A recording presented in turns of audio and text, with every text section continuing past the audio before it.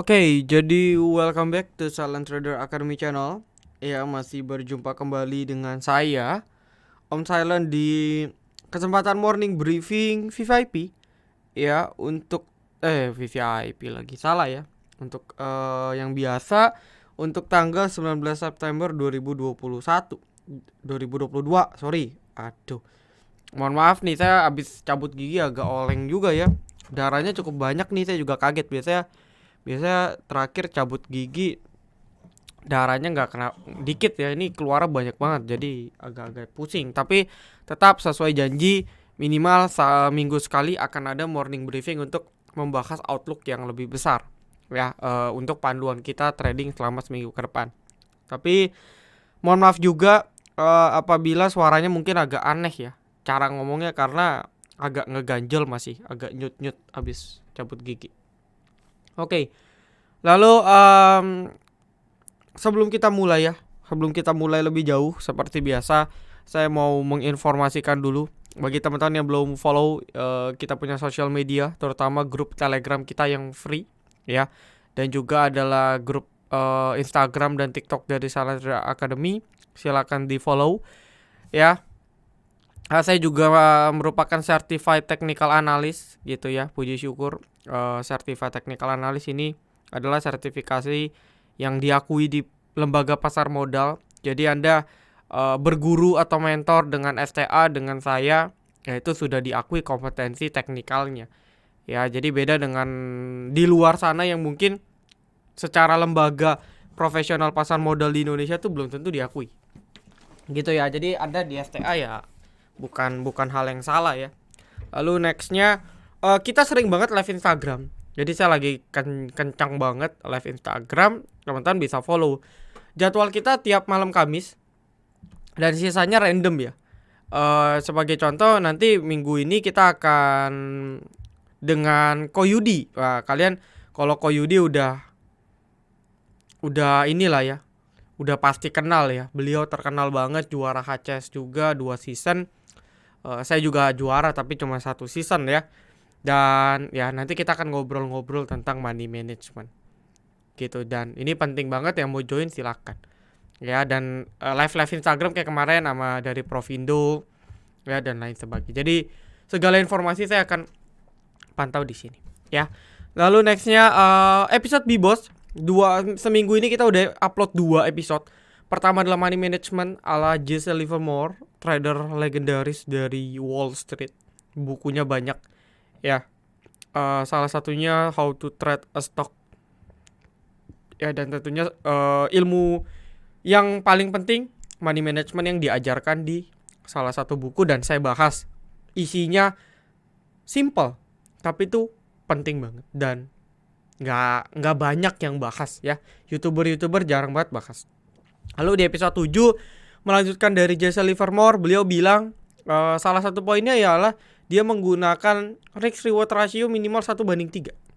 Nah, di sini kita bahas nih, apa sih itu risk reward? Kita sering dengar, tapi pengaplikasiannya dan seberapa penting ya risk reward ini saya simulasikan di sini. Dan di sini kita menemukan bahwa risk reward ini ternyata sepenting itu.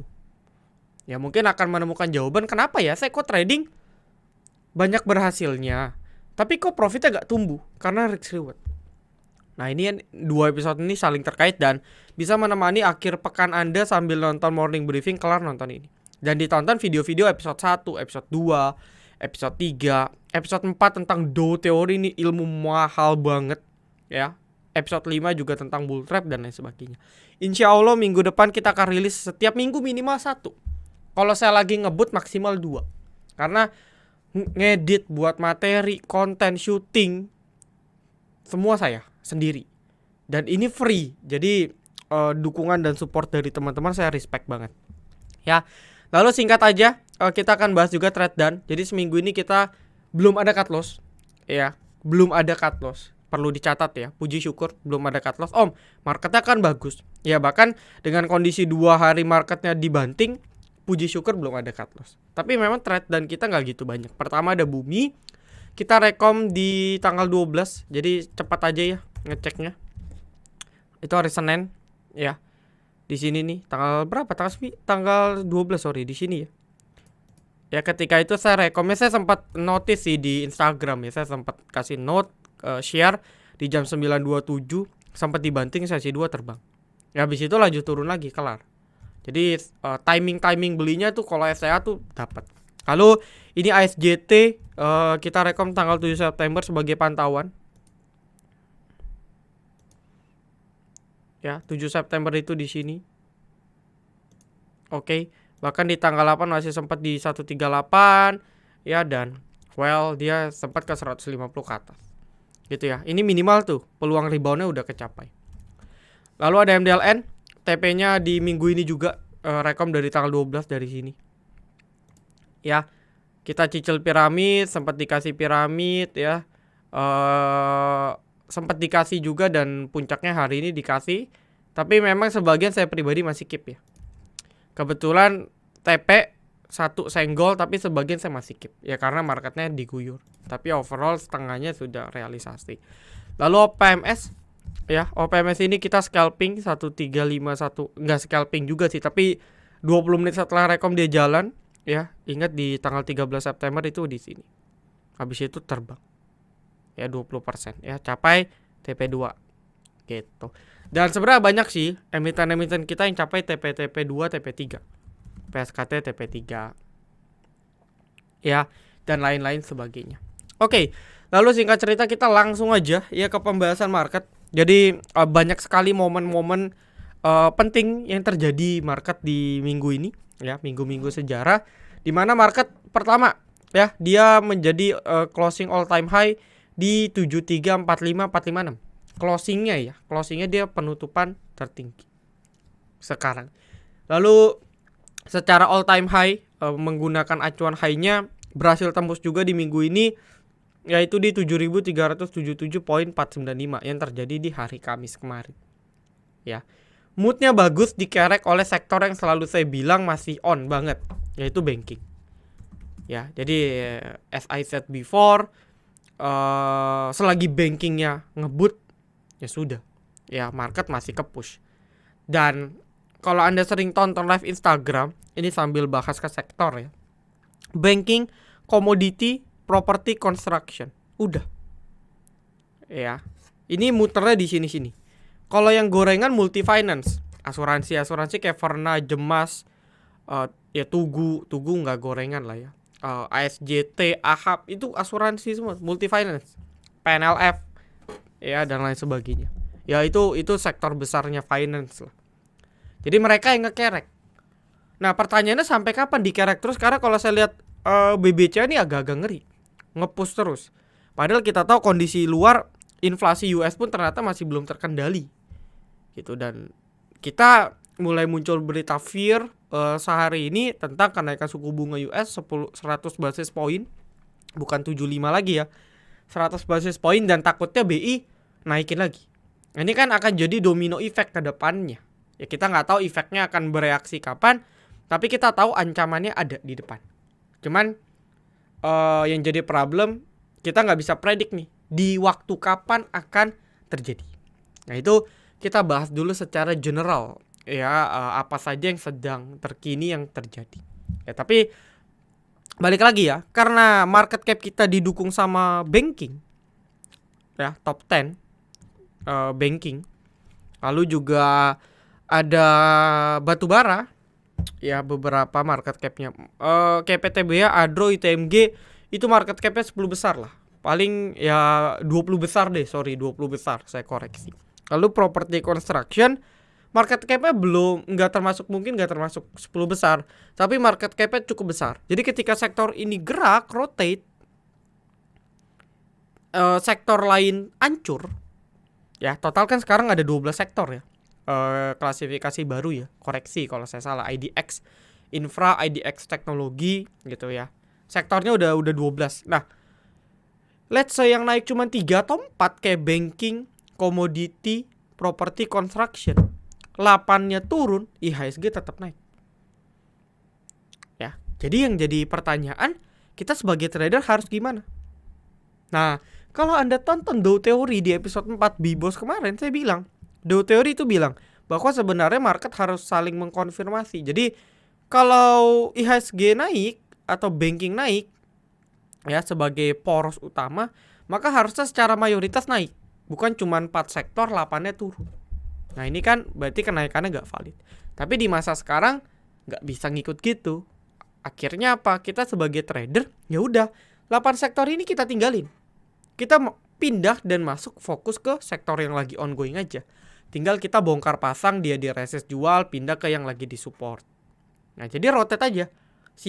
Senin trading batu bara, Selasa trading konstruksi, Rabu trading properti, Kamis belinya nikel, Jumat belinya BBCA misal. Rotate aja. Dan itu menurut saya masih berhasil hingga sebulan terakhir. Ya kita pun VVIP juga muter-muter aja. Properti, ya banking sih saya nggak main ya. Batu bara gitu ya. Nikel ya komoditi lah, pegas, migas dan lain sebagainya. Ya muter-muter di situ-situ aja. Gitu. Itu secara outlook ya. Mungkin agak panjang morning briefing kali ini, tapi nggak apa-apa ya, biar dapat. Nah, lalu poin penting berikutnya ialah yang terjadi respon di market. Ini per saya buat video ya. Dow Jones lagi turun lagi 1%.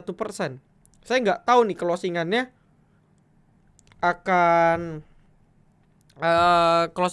rebound atau enggak. Ya saya belum tahu nih. Saya belum tahu. Tapi kalau itu terjadi, ya ini akan jadi katalis negatif lagi untuk market kita.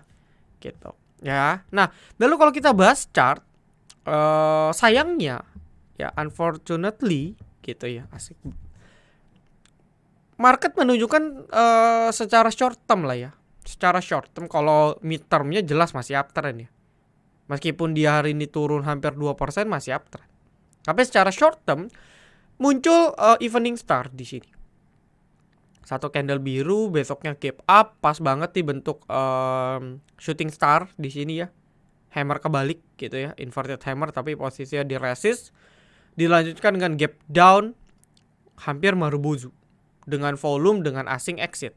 Jadi kalau saya belum ngecek sih, coba kita sama-sama cek ya.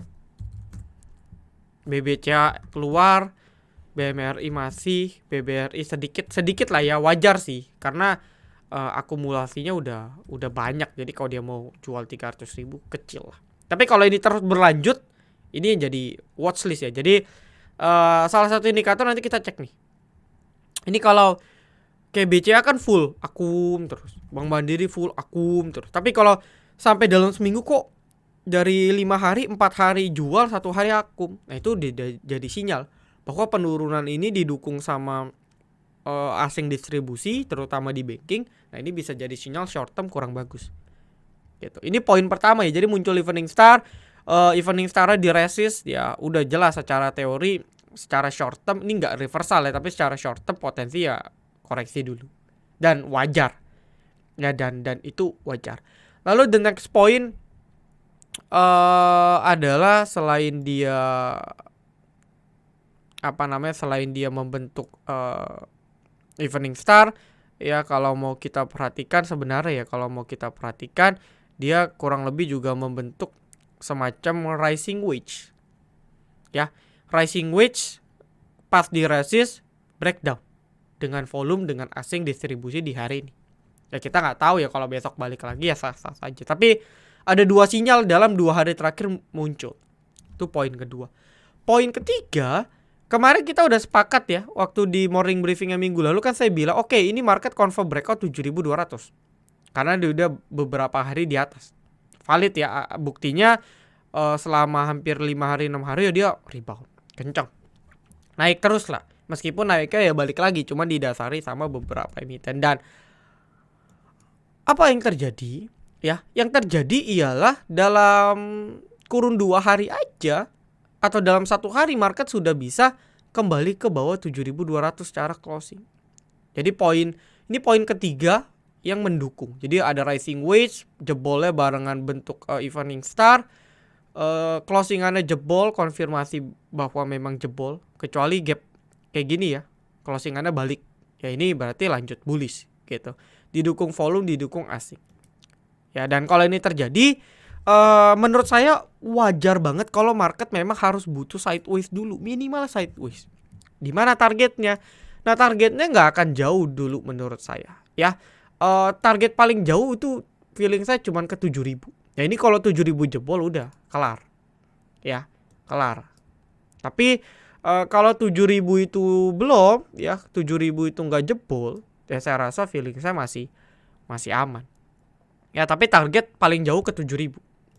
Paling jauh market akan ke 7.000. Feeling saya sih cuman ya mentok 7.000 lah. 7.000, 7.005. Ini target pertama, tapi kalau jebol ya beda cerita. Nanti kita baru bahas lebih lanjut. Ya. Lalu boleh serok gak Om? Di emiten yang uptrend serok nggak masalah. Ya. Tapi emiten-emiten yang posisinya masih sideways, cuma naik satu candle, dua candle, nah itu biasa yang kena koreksi lebih berasa. Karena dia memang trennya masih non trending, masih sideways. Gitu ya, dan ya ini harus kita pantau. Overall sih tren masih bagus, tapi secara short term muncul sinyal yang kita harus waspada. Gitu. Ya semoga sih nggak terjadi apa-apa lah. Kita sambil update nanti makro di luar seperti apa.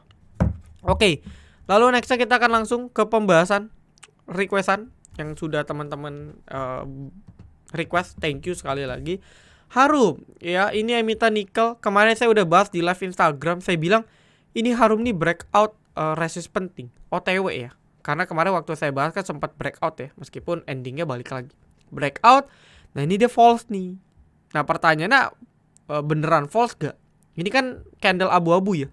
Ini adalah masa-masa dimana kita sebagai trader dilema nih, beneran breakout atau enggak ya. Nah, karena kalau kita ambil sisi positifnya, ini dia masih potensi bentuk handle dan terjadi yang namanya cup and handle.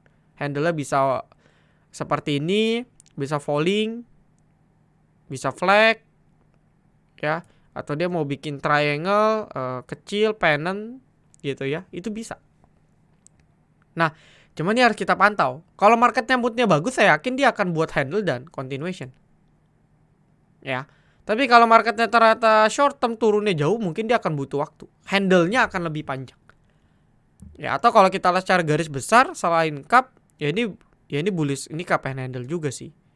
Meskipun kalau cup kan biasanya harusnya dia dalam posisi ada tiangnya. Tapi ini bisa diasumsikan cup and handle. Ya, atau saya biasa bilang bullish scallop lah. Ya, bullish scallop gitu. Ya sama aja sih. Intinya 1950 itu penting. Nah, ini butuh konfirmasi ya. Terutama juga teman-teman yang lain. Antam juga sama. Bedanya Antam bala makan belum nyampe resist. Ya.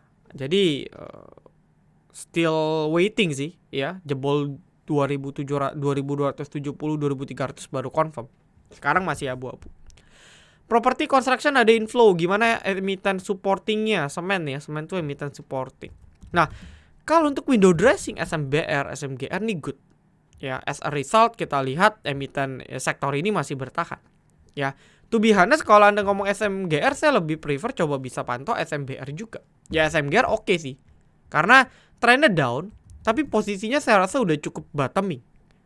Ya, untuk kalau market mau window dressing saya rasa udah cukup bottoming untuk dia naik dulu. Habis itu turun lagi ya terserah. Ya, tapi saya rasa ini harga yang udah cukup bottom. Tapi tipikalnya slow. So tergantung ya. Jadi tergantung dari Anda punya trading plan ya. But overall SMGR, SMBR bisa masuk ke dalam watch. Ya, bisa masuk ke dalam watch. Cuman ya kalau mau entry ya tunggu-tunggu koreksi-koreksi yang lumayan sehat. Pegas juga overall masih oke. Cuman short term ini nggak boleh jebol. Nih 1785 ini nggak boleh jebol. Ya. Ini kan dia buat descending nih. Sebenarnya descending itu kurang bagus ya. Descending itu makin lama ngerucut ke bawah. Ya, tapi kalau kita asumsikan trennya bullish, ya dalam tren bullish ya ini kita bisa anggap dia buat nanti triangle di sini. Ya, symmetrical triangle bisa. Tapi kunci neckline-nya ada di 1785. SMNT dia ada pengumuman dividen kalau nggak salah minggu depan come date. Respon udah bagus ya, seperti yang saya bilang di live Instagram juga. Emiten batubara banyak momentum.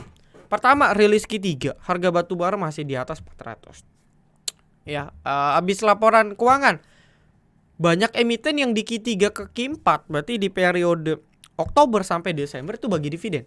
Mungkin RUPS di Oktober ya, baginya di November. ITMG, PTBA, Adro, ITMG, Adro ya. Kalau Adro, ITMG kan biasanya bagi 2 kali. SMMT juga termasuk. Kayak yang lagi beggar ABMM, MBAP. Jadi katalisnya masih gede sampai akhir tahun. Cuman ya tinggal main positioning entry-nya aja. Oke.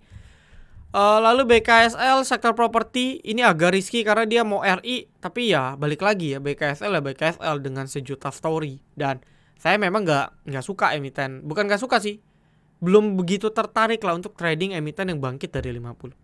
Kecuali udah stabil lama saya baru in. Tapi kalau enggak, kayak Dewa ya, Dewa udah stabil lama saya baru ini, rekom di sini terbang gitu. Jadi bukan tipikal yang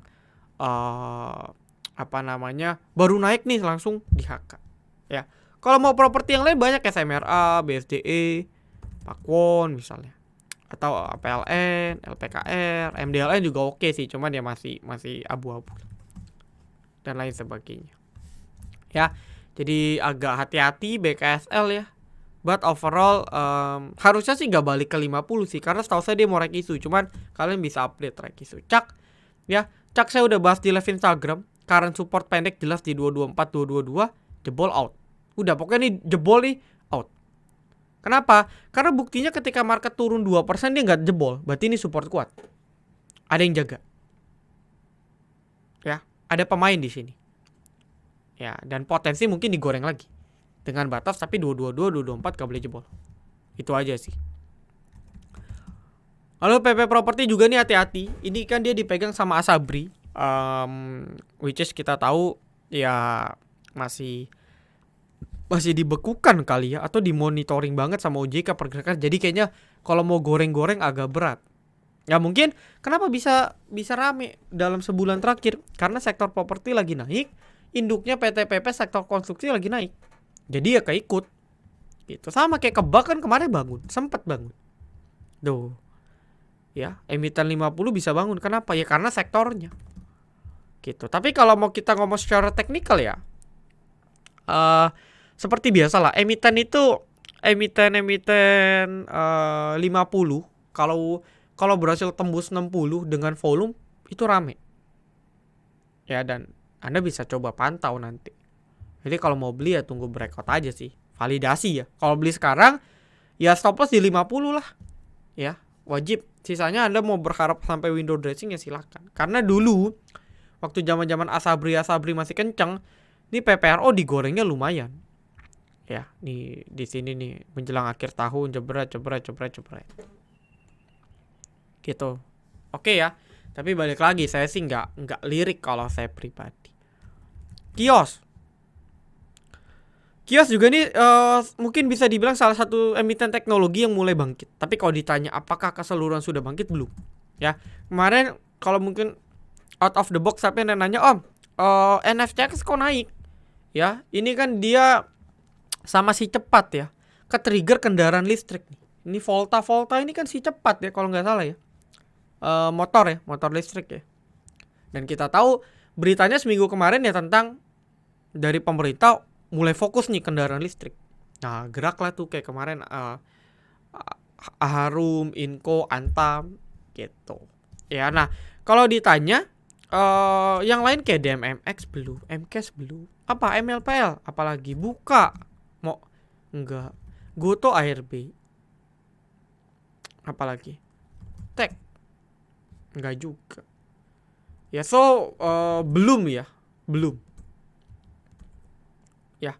belum. Oh, ini DCI candle lumayan nih BDW.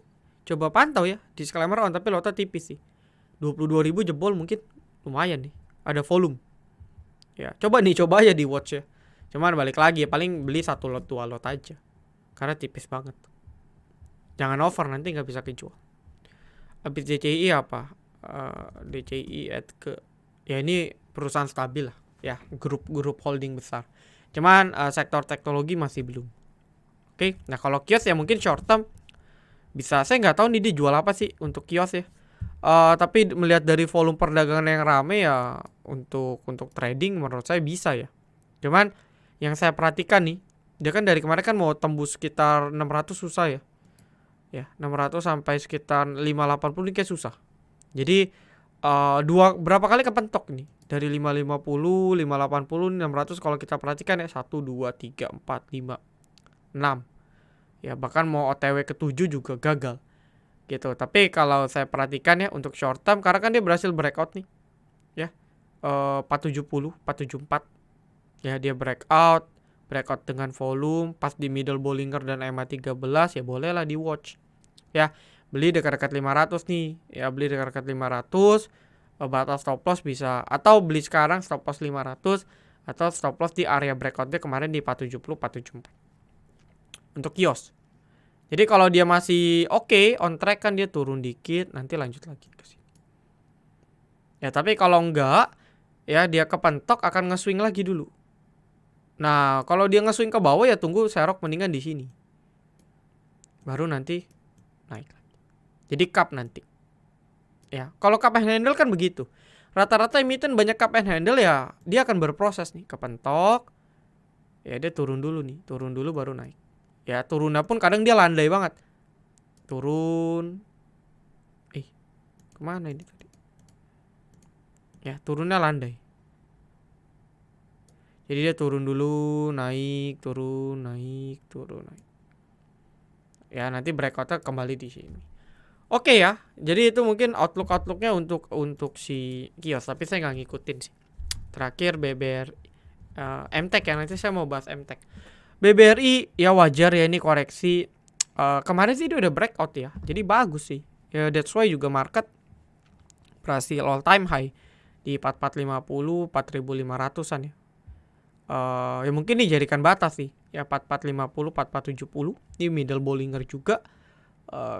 Kalau ya banking masih kuat ya, oke, berarti market juga berarti kan gak jadi jebol ya. Saya rasa dia udah pullback lanjut lagi. Sama kayak BBCA ya. BBCA kan koreksi lumayan karena kemarin karena naiknya juga lumayan ya BBCA ya kemarin ya. Tapi kalau kita lihat kan nih engulfing ya. Bearish engulfing nih. Volumenya gede juga lagi. Kalau mau kita cek ya, ini ada yang buang, ada AK, ya ini asing sih, AKRX BK. Ya meskipun ya nampung lokal-lokal nih. Gitu. Nah, ini engulfing. Ya, cuma yang jadi problem, ini kan setelah breakout pun BBC belum retest ya. Di 8.300-an. Ya mungkin ke sini dulu. Tapi kalau ini gak jebol, saya rasa akan lanjut lagi ke atas. Jadi market ya cuman koreksi sesaat dan di saat itulah kita bisa coba serok kalau Anda mau. Tapi kalau jebol 83 saya rasa ya market pasti akan jebol 7.000 maybe akan potensi ke 7.000. Nah, kalau jebol lagi ya sudah. Ya BBCA false, lanjut turun sebelum nanti mungkin memasuki the real window dressing. Ya sama terakhir MTEK ya. MTEK Group kemarin belum ada pergerakan sih. Ya. Untuk MTEK juga ini kan sektor teknologi. Ya dia termasuk yang paling stabil sebenarnya ya MTEK, MTDL. Tapi momennya belum. Ya ini candle rebound saya nggak ngerti sih ada berita apa ya. Saya belum update untuk MTEK. Tapi dari sini kita lihat ada asing masuk di sini lumayan ya. Jadi kalau kita perhatikan nih, tiba-tiba asing masuk 200.000 nih. Belum, udah lama nih MTEK nggak diakum asing. Ya, dijual terus. Tiba-tiba diakum. Ya sama si CS dan kawan-kawan. Akumnya 200.000. Jadi mungkin bisa jadi sign of strength ya, sinyal penguatan ya. Sebagai asumsi ini adalah validasi bahwasannya ini adalah swing low dia. Jadi dia nggak buat low baru lagi untuk beberapa saat. Ya, maka saya mungkin bisa coba asumsikan kalau kita buat channeling-nya ya. Ini kalau mirage dia nggak ada auto pasti ya. Ya kalau kita asumsikan seperti ini ya di middle Bollinger dan coba. Ya kalau mirage agak manual ya. Kalau trading view kan tinggal tarik. Nah, kalau kita asumsikan seperti ini, maka minimal dia akan uji ke sini dulu. Ya, di 1900 baru kalau dia lanjut ke Sini 2250. Ya, dan kalau asumsi ini terjadi ya potensial ke sini. Nanti turun lagi, nanti begini. Ya, bergerak dalam range yang sama. Ya, jadi mungkin bisa di watch dengan batas ya. Dia nggak boleh balik ke 1750. Jadi jangan sampai dia balik di bawah harga open dia. Ya, harga open dia kemarin. Karena kalau dia balik apalagi jebol 1700 ya udah, ini patah, nggak valid swing low, lanjut turun dulu. Gitu. Dan oke ya, paling sisanya kita bisa di live Instagram atau di grup free kita bisa diskusi. So thank you teman-teman, happy weekend. Jangan lupa ditonton Bibosnya, ilmu mahal yang gratis, dan dukung para content creator edukasi pasar modal yang dengan tulus ya. Anda bisa lihat dengan tulus menyiapkan materi-materi ini secara gratis tanpa dipungut biaya. Ya, kecuali pakai kuota gitu ya. Dan saya rasa cukup. Thank you. Salam Trader Academy, be silent, be patient, be